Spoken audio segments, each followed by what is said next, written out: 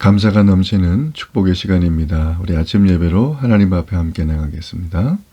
오늘은 마태복음 17장 1절에서 13절까지의 말씀을 우리 함께 읽으시고 우리 하나님 말씀을 나누겠습니다. 제17장. 엿새 후에 예수께서 베드로와 야고보와 그 형제 요한을 데리시고 따로 높은 산에 올라가셨더니 그들 앞에서 변형되사 그 얼굴이 해같이 빛나며 옷이 빛과 같이 희어졌더라.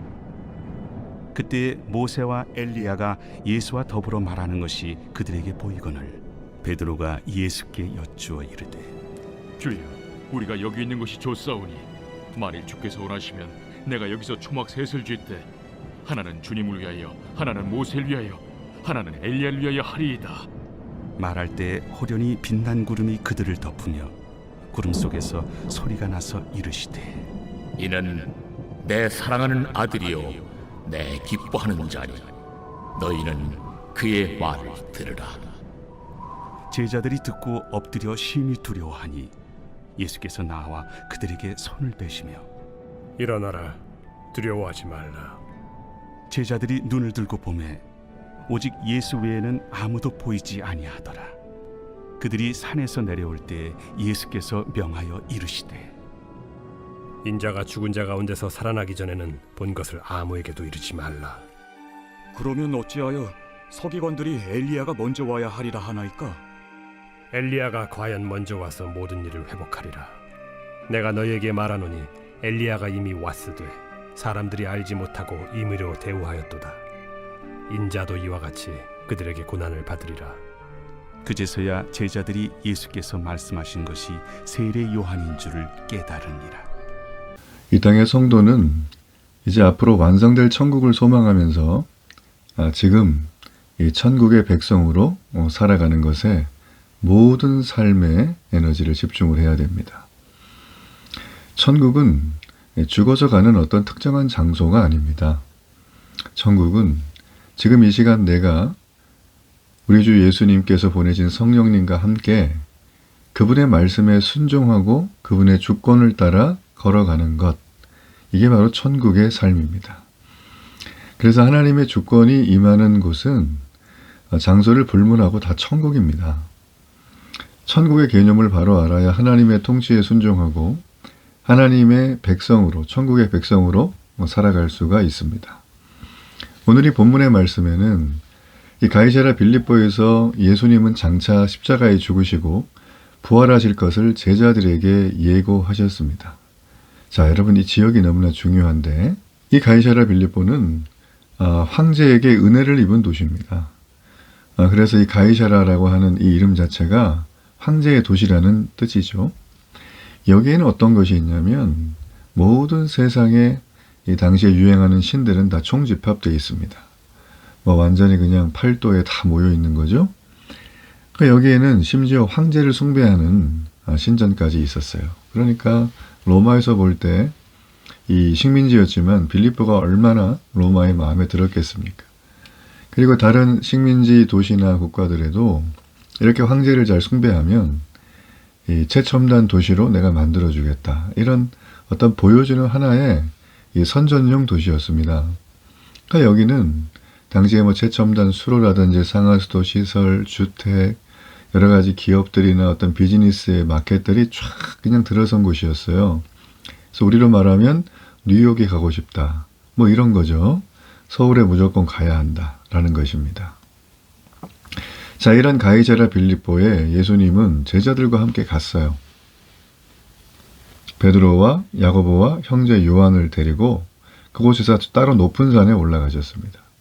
자, 그러니까 여기 가이사랴 빌립보라고 하는 이 지역 자체는 너무나 세상의 화려한 물질 문명, 이 정욕을 추구할 수 있는 곳, 극도의 쾌락을 할 수 있는 곳, 또 그 이면에는 사람들의 소외됨과 허무와 끝없는 염세와 삶에 대한 소망을 잃어버리는 곳. 자, 이런 양극단의 모습이 있는데 성경은 이런 것이 바로 죄인된 우리의 실존이라고 말합니다. 사탄이 이 모든 걸 조장하며 더 극랄하게 이걸 이제 더 과장시키고 사람들을 거기에 노예로 만들어서 벗어나지 못하게 하고 있습니다. 이 가이사랴 빌립보 자체가, 그래서 여러분 요즘 우리가 이 첨단 문명을 살잖아요. 휴대폰 하나면 돈까지 벌고 재미까지 하고 사람도 만나고 모든 게 해결되는 세상이라 사람들이 휴대폰에서 눈을 떼지를 못하는 세상이 됐죠.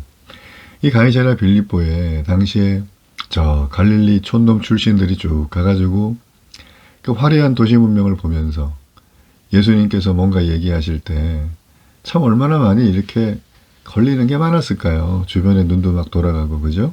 근데 여러분, 오늘 여기 나와 있는 이 너무나 놀라운 이 예수님께서 변화산에서 변화되는 사건에 대해서 얘기하는, 즉 예수님께서 이 땅에 메시아로 오신 거에 대해서, 십자가가 무엇인지, 그 영광이 어떤 것인지, 자, 그런 부분에 대해서 오늘 새 제자에게 보여주는 이 장면, 굉장히 극명한 대비가 되는 그런 장면입니다.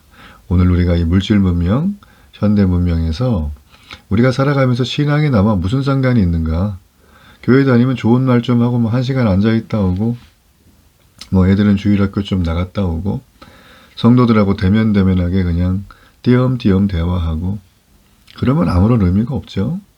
자, 오늘 여기 보면 예수님께서 오늘날 우리가 살아가는 이 시대에 과연 십자가가 저주스럽고 비참한 죽음의 상징일 뿐인가? 아니면 그 뒤에는 무엇이 있는가? 자, 그거를 오늘 우리에게 주는 메시지라는 것입니다. 2절에 보면 그들 앞에서 변형되사 그 얼굴이 해같이 빛나며 옷이 빛과 같이 휘어졌다라고 되어 있습니다. 자, 이거는 마치 시내산에서 하나님이 이스라엘에게 언약을 선포하신 후에 7째 날에 모세가 하나님의 영광에 들어갔죠. 마찬가지로 제자들에게도 십자가가 선포된 다음에 7째 날에 이 3명의 제자가 주님의 얼굴이 해같이 빛나고 옷이 빛과 같이 휘어지는 변화되는 영광을 목격하고 있어요. 자, 이때 나타난 선지자가 시내산의 모세, 그죠? 그리고 엘리야입니다. 자, 이 두 선지자의 이름이 3절에 등장을 하죠. 자, 이 선지자들이 왜 나타날까? 자, 이들은 예수님이야말로 시내산에 임재하셨던 그 하나님이심을 증언해주고 있는 거예요.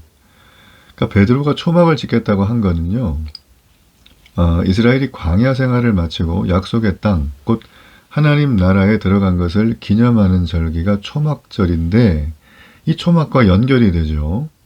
근데 여기 있는 초막은 뭐 텐트가 아닙니다. 그냥 여기서 이 원어적 의미를 보면 눌러 살겠다는 거예요. 그러니까 베드로가 볼 때, 와, 여기 뭐 모세와 엘리야도 계신데 예수님도 이렇게 했으니까 여기가 천국이다. 베드로가 단단히 이제 오해를 한 거죠. 왜냐하면 4절에 그의 느낌이 나와요. 천국 같은. 여기 있는 것이 좋대요. 그게 고백인 거죠. 자, 여러분, 이 베드로의 심중을 우리가 이해 못하는 바는 아니지만 우리가 장차 누리게 될 영광이 이처럼 말로 형용할 수 없을 정도로 놀라움과 감탄과 감격 그 자체입니다. 자, 그렇기 때문에 성도는 주님과 복음을 위해서 내가 현재 어려움을 당하고 내 뜻과 맞지 않고 또 내 상황이 교회를 다니고 예수님 믿는데 왜 이렇게 좀 풀리질 않을까 라고 하는 이런 여러 가지 시련과 고난을 기꺼이 감당할 수 있게 돼요. 이게 성도이고 이게 크리스천입니다. 자, 여러분, 그런 마음으로 우리가 또 이 말씀을 좀 계속 봐야겠죠? 자, 5절에 보면 말할 때 호련히 빛난 구름이 그들을 덮었다. 구름 속에 소리가 났고 이는 내 사랑하는 아들 내 기뻐하는 자 너희는 그의 말을 들으라고 했어요. 자, 이 베드로가 말을 하고 있는데 갑자기 막 하늘에서 이들을 덮고 막 그러니까 애들이 벌벌 떨면서 엎드리죠. 땅에 엎드려서 막 무서워가지고 그래요. 네, 명령까지 해요. 그리고 이제 예수님의 권세, 니네 이제 이거 무조건 순종이 아니고 순복하라고 명령을 받았어요. 얼마나 뜰끔했을까요? 예수님은 하나님의 임재로 두려워하는 이 제자들에게 손을 대고 두려워하지 말라고 7절까지 안심을 시키세요. 자, 제자들이 본 게 환상이 아니라 잘 보면 니네 환상 본 거 아니고 진짜로 본 거야. 자, 이걸 알려주는 거죠. 어떤 분에게 환상이라는데 그게 아니에요. 진짜로 본 거예요. 제자들이 눈을 들어보니까 모세와 엘리야는 이제 사라지고 예수님만 계셨어요.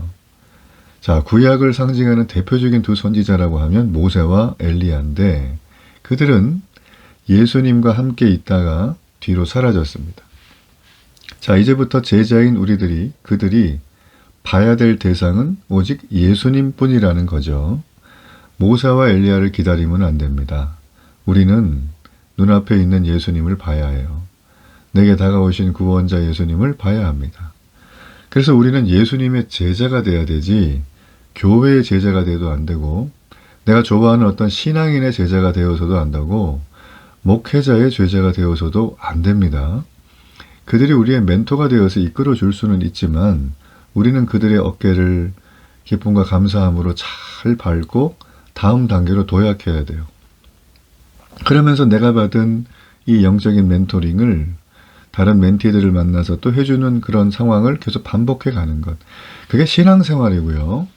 우리 전체 인생에서 예수님이 핵심적으로 요구하신 사항이에요. 여러분, 그래서 우리가 예수님의 복음을 따라 예수님의 제자의 삶을 살아가는 것을 절대 뒤로 미루면 안 됩니다. 내가 나이가 어떻든 상황이 어떻든 관계없어요. 여러분, 그러니 교회를 이왕지사 다닐 거면 그저 좋은 얘기 듣고 죽으면 천국 가고 이런 어떤 자세로 가지 마시고요. 도대체 무슨 말을 하나 들어보시고 뭘 믿으라고 하는가, 그리고 이걸 하기 위해서 어떻게 교회 신앙생활 공동체를 함께 해야 되고 예배를 드린 자세는 무엇이고, 그리고 이걸 알기 위해서 성경을 읽을 때 어떻게 봐야 하며 양육과 훈련을 교회에서 얘기할 때 적극적으로 참여하셔야 되는 거예요. 이걸 어디 뭐 학원 가서 할 수 있는 것도 아니고요. 사설로에 누가 와가지고 뭐 자기 감정 보따리 푼다고 되는 것도 아니고, 사람은 감정만으로는 살 수 없어요. 일상적인 영적인 리듬감, 영적 루틴이 있어야 돼요. 감정으로만 살면 그 사람은 너무 불안한 존재입니다. 내 기분이 이렇다, 내 감정이 이렇다. 그럴 때마다 막 상황 다 뒤집어 버리고 하면 그 불안해서 같이 어떻게 있겠어요. 그래서 여러분, 우리는 예수님의 제자로 사는 걸 제1번 영순위 모든 것보다 앞서야 돼요. 심지어 내 가족보다도요. 심지어 내 자신보다도 앞서야 한다. 그걸 뭐라고 하죠? 우리 어제 살폈죠. 예, 자기를 부인하고 자기 십자가를 지고 따르는 상태입니다. 그러니까 여러분, 성도의 길은 좁은 문이고 구원의 길, 천국의 길은 좁은 문이에요. 아무나 못 가요. 그래서 여러분, 교회 다니면서 나 구원받아서 이런 얘기 함부로 하지 마시고, 또 뭐 내 옛날에 뭐 이런 체험을 했는데 그 옛날 얘기죠. 오늘 체험하셔야죠. 그런 얘기들. 그죠? 그래서 우리는 예수님이 무슨 말씀을 하든지 어디로 하시든지 예수님만 바라보고 따라가겠다라고 결정한 게 그게 세례예요. 세례. 내가 요즘 뭐 정신 상태가 힘들고 마음이 공허하고 뭐 체력이 떨어지고 몸이 안 좋고 이거 아무 관계가 없어요.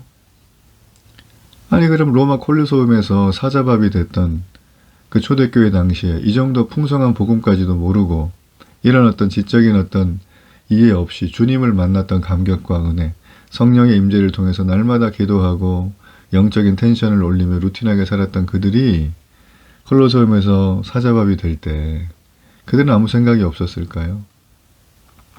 주님이 어디로 가든지 다 인도한다고 그들은 바라봤겠죠? 무슨 말씀을 하시든지 나를 사랑한다고 그들은 알았을 거예요. 그런데 그들이 죽을 때 어떤 마음이 들었을까요? 그들의 순교를 우리가 삶을 살아가며 거짓이라고 말하는 것은 내가 예수님의 제자인 척하고 살아가는 거예요. 내가 예수님의 제자이지 우리는 제자인 척하면 안 됩니다. 이 얘기는 언제든 배신 때리겠다는 거죠. 그죠? 교회 안에 가난한 성도라고 하는 분들이 많은데 교회 밖에 계시죠. 그분들 빨리 돌아오셔야 돼요. 혼자 신앙생활 못해요. 그게 가능한 구조가 아니에요. 온라인으로 된다고요? 안 돼. 해보세요. 이게 되는가? 여러분의 그 부족하고 연약한 성품, 다듬어져야 될 여러 기질, 혼자서 신앙생활하고 혼자 유튜브 듣고 혼자 뭐 책 보고 경건생활하고 이 무교회주의로 하면서 난 공동체도 없이 가면 여러분, 그게 어떻게 신앙이 성장하겠습니까? 믿음이란 내가 예수님의 성품을 닮아가고 주님의 길을 따라 걸어가는 건데, 당연히 성품이 나의 모난 기질이 죄악된 본성이 깎이고 다듬어지고 찢어지고 갈라지고 피나고, 그래서 이게 다 헤쳐 모여서 건강한 영적인 상태와 주님을 닮아가는 게 되는 거죠. 그래서 공동체 생활은 필수예요. 교회 다니시는 분들 공동체 생활 하지 않고 그저 주일 예배만 어쩌다 한번 오시고 웃고만 들어가시고 아무 유익이 없어요. 그거는. 여러분이 철저하게 마음의 찔림을 방어하고 나는 요 정도까지만 할 거야 라고 하고 교회를 다니시면 그 세상 어리석고 미련한 거예요. 예, 정말 차라리 교회를 안 다니는 게 나아요. 그럴 거면 그냥 세상 마음대로 사셔도 돼요. 뭐 굳이 교회까지 오셔가지고 시간 들여서 그럴 필요가 뭐 있어요. 그렇죠? 여러분, 그러므로 신앙은 중간이 없습니다. 목사로서 여러분에게 해줄 수 있는 가장 최고의 정말 선물이자 마음의 중심은 신앙생활은 중간지대가 없다라는 거예요. 예수님이냐 세상이냐 둘 중에 하나예요. 어정쩡한 건 없어요. 내가 약간 떨어져 있다? 하나님께 은혜를 구하고 엎드려야 돼요. 그게 여러분 오늘 너희는 예수 그리스도의 말을 들으라 라고 했던 핵심입니다. 이게 바로 제자도입니다. 듣지 않을 거면 제자 아닙니다. 그거는. 옛날에 들었어? 그것도 제자 아니에요. 지금 들어야죠. 지금. 그렇죠? 그런 은혜가 있기를 또 바라고요. 예수님은 십자가 사역을 이제 성취하시기 위해서 이 9절에 보면 또 얘기를 하세요. 무슨 얘기냐면 그들이 산에서 내려올 때 예수께서 명하여 이르시되 인자가 죽은 자 가운데서 살아나기 전에는 본 것을 아무에게도 이르지 말라. 자, 이게 무슨 말이에요? 지금 이제 변화산에서 사건이 일어난 걸 제자들이 봤죠. 근데 예수님이 십자가 사역, 곧 이루어질 십자가를 지는 걸 성취하기 전에는, 즉 이걸 이루시고 부활하기 이전에는 지금 너네들이 여기서 본 사건에 대해서 말하지 말라는 거예요. 자, 왜 그렇게 하셨을까요? 아직 예수님의 때가 아니에요. 그리고 또 제자들이 아직 온전하게 이해를 다 못했기 때문입니다. 제자들은 엘리야가 그리스도보다 먼저 오리라는 말씀에 대해서 예수님께 질문을 합니다. 예수님이 세례 요한이 엘리야로 왔음을 분명히 말씀을 하셨는데 깨닫지 못하죠. 그러니까 제자들은 엘리야가 이미 왔고 사람들이 그를 마음대로 대했다는 말씀을 듣고서야 13절이잖아요. 엘리야가 세례 요한이었구나 이걸 깨달아요. 자, 이 얘기는 엘리야가 왔다는 건 하나님의 나라의 권능과 능력이 자기의 모든 정치적이고 현실적이고 억울하고 힘든 것들을 풀어주는 그런 어떤 권능자, 어떤 모든 걸 해결해주는 해결사 정도로 여겼어요. 근데 예수님의 제자들의 인식이 이 정도였어요. 제자들 역시 세례 요한을 마음대로 대하는 세상 사람처럼 그의 정체를 몰랐습니다. 자, 이렇듯 여러분 우리는 하나님의 은혜가 아니면 진리가 내 눈앞에 바로 있어도요 깨닫지 못해요. 이 정말 중요합니다. 내가 내 머리와 지식과 경험으로 신앙생활을 할 수 있는 게 아니라는 거예요. 하나님의 은혜가 아니면 진리이신 성령님이 내 안에 계셔도 그분과 대화조차 못합니다. 모든 삶의 짐을 다 내가 해결해야 돼요.